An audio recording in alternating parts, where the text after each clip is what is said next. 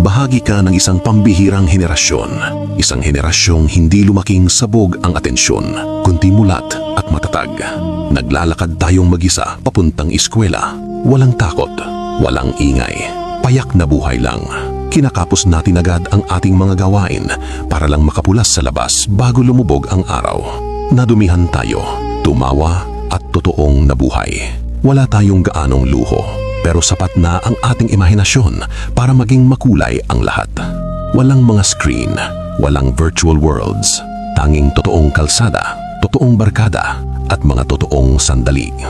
Natuto tayong magbahagi kahit kakarampot lang ang meron tayo. Natutunan natin ng respeto nang hindi na kailangang paalaalahan pa. Nakinig tayo dahil alam natin kung ano ang tunay na may halaga. Ang disiplina para sa atin ay hindi parusa, kundi gabay at pundasyon. At sa likod nito, nandoon ang pagmamahal. Hindi natin hinintay na maging perpekto ang sitwasyon. Natuto tayo sa bawat dapa at sa paulit-ulit na pagbangon. Naging matatag tayo nang hindi na kailangang ipagsigaw ang ating lakas. Naging mapagpasalamat tayo ng kusa. Tayo ang henerasyong hinubog ng mga simpleng bagay, pero hitik sa mga alaala na hindi kayang tumbasan ng makabagong mundo.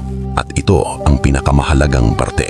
Maaaring wala sa atin ang lahat, pero nasa atin ang mga bagay na tunay na mahalaga. At iyon ang nagpapabukod tangi sa atin ngayon. Tayo ay totoo.